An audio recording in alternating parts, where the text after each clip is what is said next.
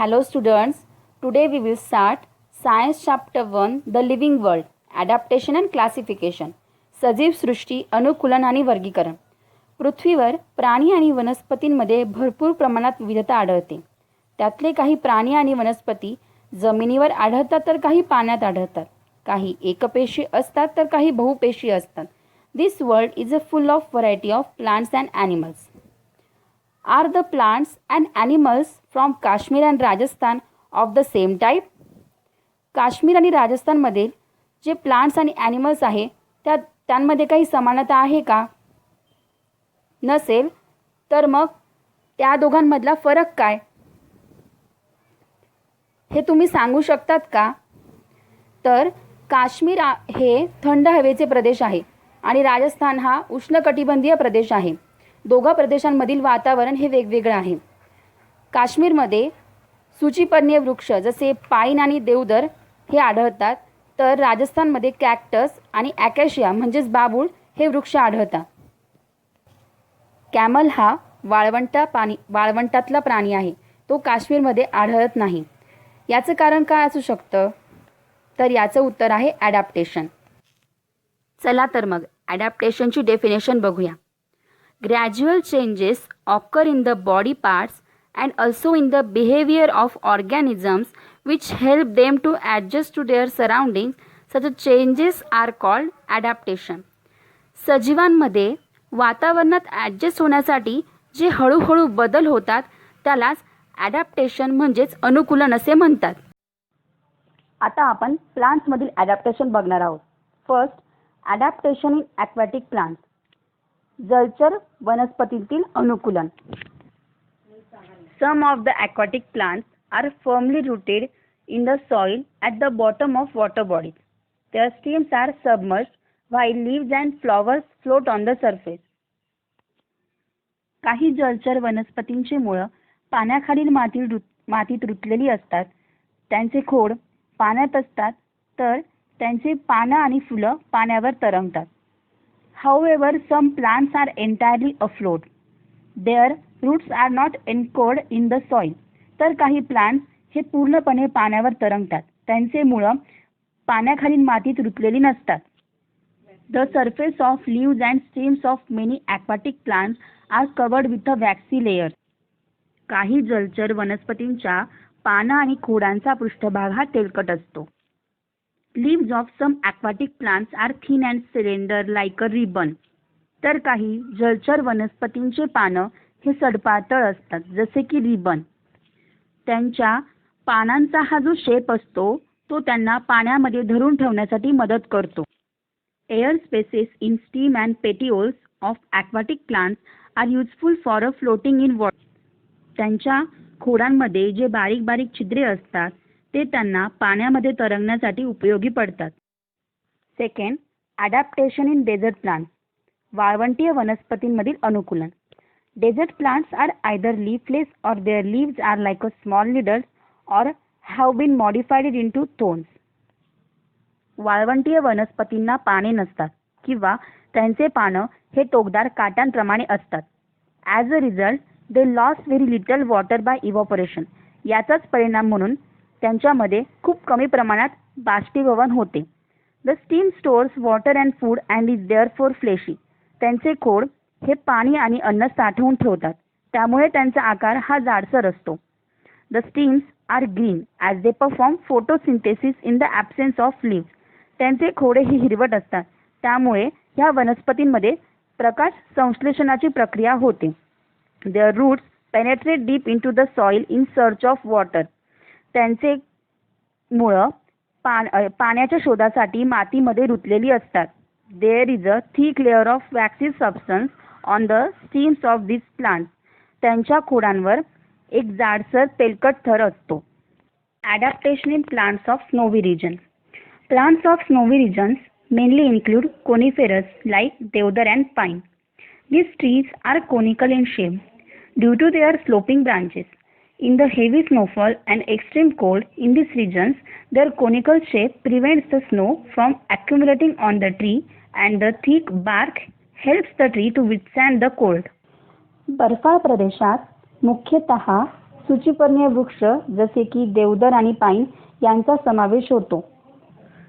या झाडांच्या शाखा उतरत्या असल्यामुळे त्यांचा आकार हा शंकूसारखा असतो. या प्रदेशामध्ये खूप बर्फवृष्टी होते तसेच खूप थंडीही असते.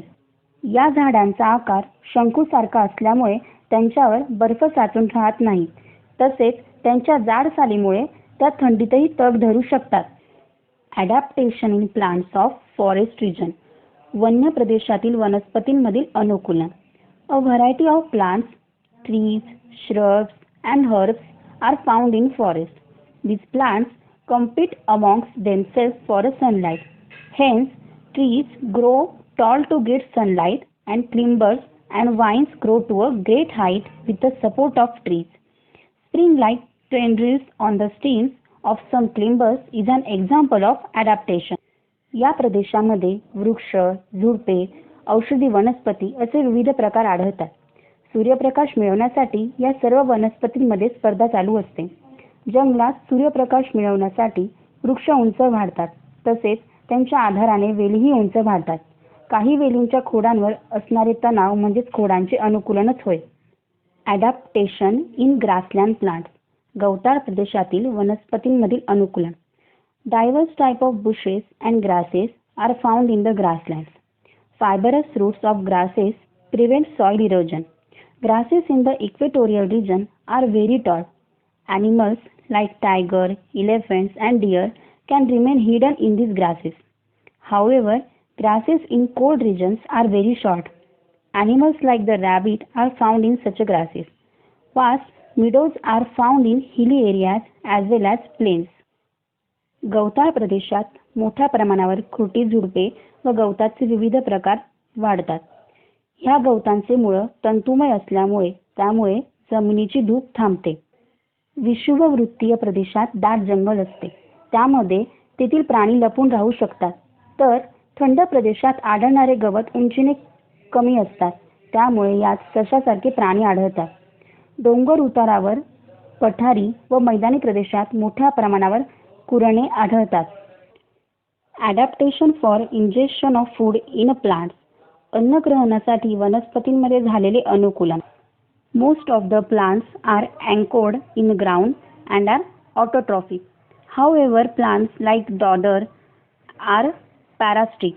The plant body of dodder consists of yellow wire like stems. It is leafless and cannot perform photosynthesis. However, it has a hostorial roots for absorbing nutrition from the host plants. These roots penetrate up to the conducting vessels of the host plants to absorb water and food. बहुतेक सर्व वनस्पती या जमिनीवर स्थिर व स्वयंपोषी असतात. मात्र अमरवेलीसारख्या काही वनस्पती परपोषी असतात. अमरवेलीचे शरीर म्हणजे फक्त पिवळ्या तंतुमय काड्यांसारख्या खोडांचे जाळे असते. पाणी नसल्याने अमरवेल स्वतःचे अन्न स्वतः निर्माण करू शकत नाही. परंतु आधारक वनस्पतींच्या खोडांतून पोषक द्रव्ये शोषून घेण्यासाठी तिला चूषक मुळे असतात. ती आधारक वनस्पतींच्या रसवाहिन्या जलवाहिन्यांपर्यंत पोहोचवतात व अन्न पाणी शोषून घेतात. Fungi do not have chlorophyll and cannot perform photosynthesis. They obtain food from starchy foodstuff like bhakri and bread. They have root-like fibers for absorption of food. बुरशीमध्ये हरितद्रव्ये नसल्यामुळे ती प्रकाश संश्लेषण करू शकत नाही. ती भाकरी, पाव यांसारख्या पिष्टमय अन्न पदार्थांपासून अन्न मिळवतात. अन्न शोषून घेण्यासाठी बुरशीला मुळांसारखे तंतू असतात. Plants need nitrogen, phosphorus and potassium for growth. Plants that grow in soil which is deficient in nitrogen like Drosera, Venus flytrap, pitcher plants, etc. fulfill their need for nitrogen by consuming insects. Adaptation are seen in these plants which serves to attract insects and hold them captive. वनस्पतींच्या वाढीसाठी nitrogen, phosphorus व potassium या घटकांची आवश्यकता असते. ज्या जमिनीत नायट्रोजनची कमतरता असते अशा ठिकाणी वाढणाऱ्या काही वनस्पती जशा घटपर्णी, व्हीनस फ्लायट्रॅप, ड्रॉसेरा या कीटकांचे भक्षण करून स्वतःची नायट्रोजनची गरज भागवतात. अशा वनस्पतींमध्ये कीटकांना आकर्षित करण्यासाठी व ते पकडून ठेवण्यासाठी पाने किंवा फुलांमध्ये अनुकूलन झालेले असते. Adaptation in animals. As compared to terrestrial animals, the skin and body shape of aquatic animals appear to have undergone changes. Fishes have scales on the skin and fins on the body. Their body tapers towards both its ends, like a spindle. Fish breathe with the gills instead of nose. Their eyes have transparent eyelids. They have air bladders within the body to help them to float. जमिनीवरील प्राण्यांपेक्षा पाण्यात राहणाऱ्या प्राण्यांची त्वचा, शरीराचा आकार यांमध्ये बदल झालेले दिसून येतात. माशांच्या त्वचेवर खवले तसेच शरीरावर पर असतात. शरीराचा आकार दोन्ही टोकांना निमुळता असतो. श्वसनासाठी नाकाऐवजी कल्ले असतात. पापण्या पारदर्शक असतात. या प्राण्यांच्या शरीरात हवेच्या पिशव्या असतात. Observe the bodies of the frog, duck and tortoise. As the frog and duck have webbed toes, they can use their legs like oars. Water flows off the waxy feathers of birds like duck and waterhen. Webbed toes, slippery, smooth skin and a triangular head help frogs to swim easily through water. They can live on land as well as in water due to their ability to breathe through the skin in water and using the nose and lungs on land. The typical colors of frogs' back help it to hide among grasses. बेडूक, बदक यांच्या पायांच्या बोटांमध्ये पडदे असल्याने पायांचा त्यांना वल्ल्याप्रमाणे उपयोग होतो. बदक, पानकोंबडी अशा पक्ष्यांचे पंख व पिसे तेलकट असल्याने पाणी त्यावरून ओघळून जाते. बेडकाच्या पायांतील बोटांतील पडदे, बुळबुळीत त्वचा, त्रिकोणी डोके यांमुळे तो पाण्यात सहज पोहतो. पाण्यात तसेच जमिनीखाली असताना तो त्वचेद्वारे श्वसन करतो, तर जमिनीवर असताना नाक व फुफ्फुसाद्वारे, म्हणून तो पाण्यात व जमिनीवर दोन्ही ठिकाणी राहू शकतो. बेडकाची वैशिष्ट्यपूर्ण पाठ त्याला गवतात लपण्यास मदत करते. Now learn adaptation in forest and grassland animals. जंगल व गवताळ प्रदेशांतील प्राण्यांमधील अनुकूलन.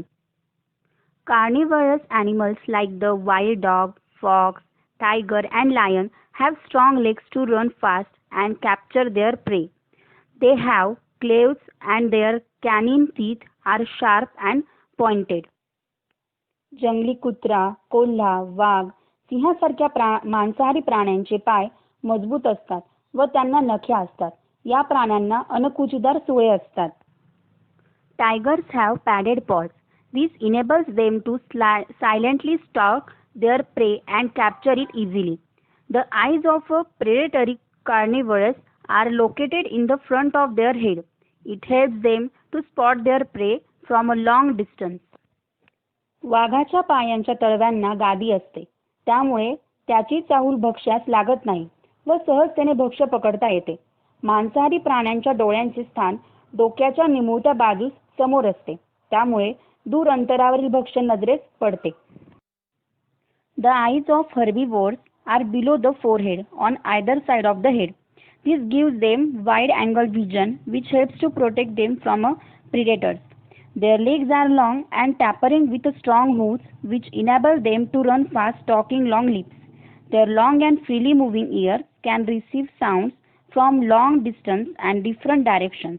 Deer and black bucks have colors that merge with their surroundings. Their teeth are strong for chewing tough plant material. शाकाहारी प्राण्यांच्या डोळ्यांचे स्थान कपाळाच्या खाली व बाजूस असते, त्यामुळे त्यांना खूप मोठा परिसर दिसतो व शत्रूपासून बचाव करण्यास संधी मिळते. शाकाहारी प्राण्यांचे पाय निमुळते व बारीक तसेच खूर मजबूत असतात, त्यामुळे त्यांना वेगाने उड्या मारत धावता येते. अशा प्राण्यांचे हलणारे लांब कान दूर अंतरावरील आवाजाचा वेध घेऊ शकतात. हरिण, काळवीट यांचा रंग परिसराशी मिळता जुळता असतो. वनस्पतींची खोडे चावून खाण्यासाठी त्यांना मजबूत दात असतात. Adaptation in desert animals. वाळवंटी प्रदेशातील प्राण्यांचे अनुकूलन. Deserts are characterized by severe scarcity of water. Hence, desert animals have a thick skin to prevent loss of water from the body. Their legs are long with flat and cushioned soles. The nostrils are protected by folds of skin. The eyelashes are long and thick. Rats, snakes, spiders, lizards in deserts live in deep burrows during daytime and are active at night. वाळवंटी प्रदेशात पाण्याची तीव्र कमतरता असते. शरीरातील पाणी टिकवून ठेवण्यासाठी तेथे राहणाऱ्या प्राण्यांची त्वचा जाड असते. पाय लांब व तळवे गादीसारखे व पसरट असतात. नाकावर त्वचेची घडी असते. पापण्या लांब व जाड असतात. वाळवंटी प्रदेशातील उंदीर, साप, कोळी, सरडे असे प्राणी खोलवर बिळात राहतात. Adaptation in animals of snowy region. बर्फाळ प्रदेशातील प्राण्यांचे अनुकूलन. A white or silver body color, long, thick hair on the skin are typical characteristic of animals of snowy region. White or silver body color makes them invisible in the snowy region, making them undetectable in the white background by the predators. Long and thick hair on the skin prevents loss of excess heat from the body. बर्फाळ प्रदेशात राहणाऱ्या प्राण्यांचे त्यांच्या त्वचेवरील लांब व दाट केस, पांढरे किंवा चंदेरी रंग हे वैशिष्ट्य आहे. पांढऱ्या व चंदेरी रंगामुळे बर्फाळ प्रदेशात ते अदृश्य होतात. त्यामुळे भक्षकांपासून त्यांचे संरक्षण होते. बर्फाळ प्रदेशातील प्राण्यांच्या त्वचेवरील लांब व दाट केसांमुळे त्यांच्या शरीरात उष्णता टिकून राहते. Adaptation in aerial animals. हवेत उडणाऱ्या प्राण्यांचे अनुकूलन. The spindle shape body of birds also minimizes the resistance of air while flying. With hollow bones, a body covering of feathers, and modification of four legs into wings, their body is light in weight and adapted for flying. पक्ष्यांची शरीरे देखील दोन्ही टोकांना निमुळती असल्याने त्यांना उडताना हवेचा विरोध होत नाही. शरीरावरील पिसांचे आवरण, पुढच्या पायांचे पंखात झालेले रूपांतर, पोकळ हाडे यांमुळे त्यांची शरीरे हलकी व उडण्यासाठी अनुकूलित झाली आहेत. The body of insects also is light in weight and tapers at both ends. They can fly with 2 pairs of wings and also walk with 6 stick legs. Bats can fly with the help of patagium, a thin fold of skin between their forelegs and hind legs. कीटकांची शरीरे ही निमुळती हलकी असतात. पंखांच्या 2 जोड्या व काडीसारखे 6 पाय अशा रचनेमुळे कीटक हवे उडू शकतात. तसेच त्यांना चालतानाही तुम्ही पाहिले असेलच. वटवाघूळ त्याच्या पुढच्या पायांच्या बोटांमध्ये त्वचेचे पडदे असल्याने उडू शकते. About adaptation in reptiles. म्हणजेच सरपटणाऱ्या प्राण्यांमधील अनुकूलन. Animals like house lizard, garden lizard, crocodile use their muscles for creeping. Similarly, they show adaptation in skin, soles of feet, body color, etc. The house lizard and monitor lizard have cleft toes and thin soles, where snakes have scaly skin. पाल, सरडा, मगर यांसारखे प्राणी स्नायूंचा वैशिष्ट्यपूर्ण वापर करून सरपटतात. त्याचबरोबर त्यांची त्वचा, पंजे, विशिष्ट रंग यांमध्येही अनुकूलन झालेले असते. जसे पाल, घोरपड यांचे पंजे नखयुक्त व पातळ असतात, तर सापाची त्वचा खवलेयुक्त असते. Adaptation for food in animals. अन्नग्रहणासाठी प्राण्यांमध्ये झालेले अनुकूलन. We can categorise animals as herbivores and carnivores. Special adaptations are seen in each category to make the process of feeding easy. Animals that eat plants are called herbivores, such as horses and giraffes. And animals that eat flesh of other animals are called carnivores, such as eagles and vultures are carnivorous birds. प्राण्यांचे शाकाहारी व मांसाहारी अशा 2 गटात वर्गीकरण करता येते. त्यासाठी विशिष्ट असे बदल झालेले असतात. त्या आधारे प्राण्यांना अन्न ग्रहण करणे सोपे जाते. जे प्राणी वनस्पती खातात त्यांना शाकाहारी प्राणी असे म्हणतात, जसे की घोडा आणि जिराफ. आणि जे प्राणी दुसऱ्या प्राण्यांचे मांस खातात त्यांना मांसाहारी प्राणी असे म्हणतात, जसे की गरुड आणि गिधाड हे मांसाहारी पक्षी आहेत. Adaptation for blending with the surrounding. परिसर साधर्म्यासाठी प्राण्यांमध्ये झालेले अनुकूलन. We cannot easily spot colorful butterflies, lizards and grasshoppers. They get camouflaged amidst grasses, parts of plants like stem, leaves, flowers, etc. That is because their colors blend with those of their surroundings. विविध रंगांचे सरडे व नाकतोडे आपल्याला सहजरित्या दिसत नाही. वनस्पतींवर, गवतांमध्ये अथवा झाडांच्या खोडांवर असताना त्यांच्या शरीराचा रंग त्या ठिकाणाच्या रंगाशी मिळता जुळता राहतो. Changes that take place in the various organs and life process of organisms that enable them to live, feed, reproduce, to perpetuate themselves and protect themselves from their enemies in specific surrounding, depending upon the habitat and its geographical conditions, are called adaptation. अधिवासानुसार, भौगोलिक परिस्थितीनुसार विशिष्ट परिसरात जगणे, पुनरुत्पादन करून स्वतःला टिकवणे, अन्न मिळवणे, शत्रूपासून स्वतःचे रक्षण करणे अशा अनेक बाबींसाठी वेगवेगळ्या अवयवांमध्ये व शरीर क्रियांमध्ये झालेले बदल म्हणजे अनुकूलन होय. हे नेहमी लक्षात ठेवा. Adaptation is not a sudden process. It is gradual and continuous. Differences in the structure and appearance of present day animals and animals of thousands of years ago are the adaptation that occurred according to prevailing conditions. It is our duty to conserve this diversity. म्हणजेच अनुकूलन ही लगेच होणारी प्रक्रिया नाही. ही प्रक्रिया निरंतर असते. हजारो वर्षांपूर्वी अस्तित्वात असलेले प्राणी आणि आजचे प्राणी यांच्या शरीरात दिसणारे बदल हे परिस्थितीनुसार झालेले अनुकूलनच होय. हे वैविध्य जपणे आपले कर्तव्य आहे. Now know about Darwin's theory of evolution. डार्विनचा उत्क्रांती सिद्धांत. Charles Darwin, a biologist, studied numerous types of plants and animals and suggested that only those organisms are likely to survive which can best adapt themselves to a changing environment. This is called the theory of survival of the fittest. This is Darwin's first principle.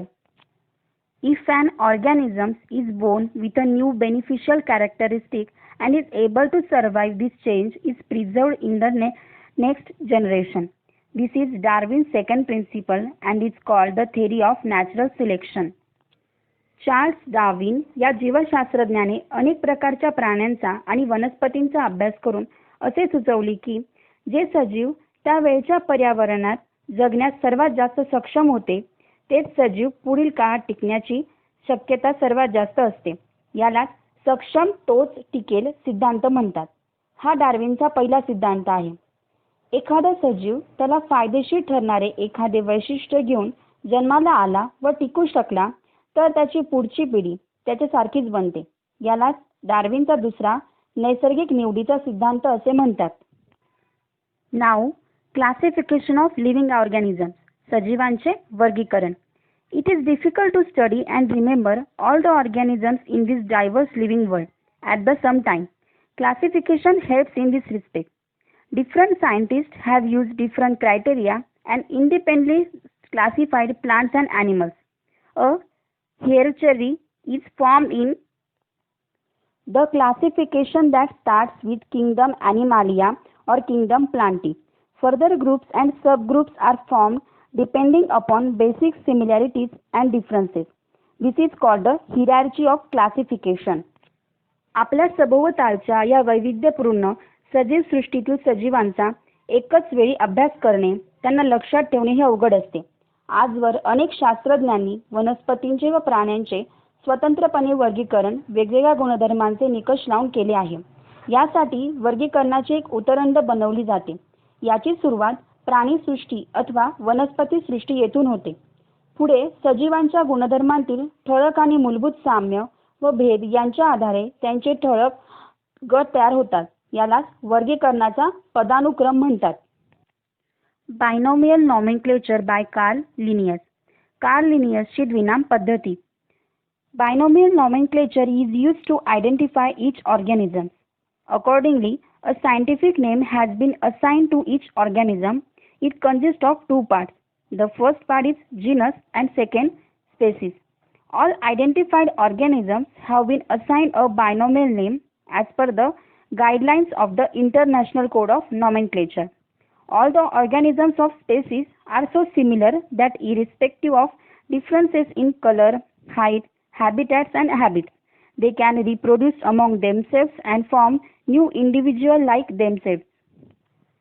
प्रत्येक सजीव ओळखण्यासाठी द्विनाम पद्धतीचा अवलंब केला जातो. त्यानुसार प्रत्येक सजीवाला एक वैज्ञानिक नाव देण्यात आले आहे. या नावात दोन संज्ञा आहेत. पहिली संज्ञा प्रजाती दर्शवते तर दुसरी संज्ञा जाती दर्शवते. आंतरराष्ट्रीय नामकरण संहितेच्या नियमानुसार सर्व सजीवांना द्विनाम पद्धतीने वैज्ञानिक नाव देण्यात आले आहेत. एका जातीमध्ये सर्व सजीव इतके सारखे असतात की त्यांच्यात रंग, उंची, शेपटीची लांबी असे काही भेद असले तरी संकर होतो. प्रजनन व वंशवृद्धी होऊ शकते. Here some examples of organisms from kingdom Plantae and Animalia classified by the binomial method of nomenclature. Dog scientific name is Canis lupus familiaris. Cow scientific name Bos taurus. Hibiscus म्हणजे जास्वंद scientific name is Hibiscus rosa sinensis. जवार म्हणजे ज्वारी scientific name is Sorghum bicolor. Do you know 29th April is observed as World Frog Protection Day. Killing or harming frogs is prohibited by the Wildlife Protection Act. 29 April हा जागतिक बेडूक संरक्षण दिवस आहे. वन्यजीव संरक्षण कायद्यानुसार त्यांना मारणे, इजा पोहोचवणे यांवर बंदी आहे.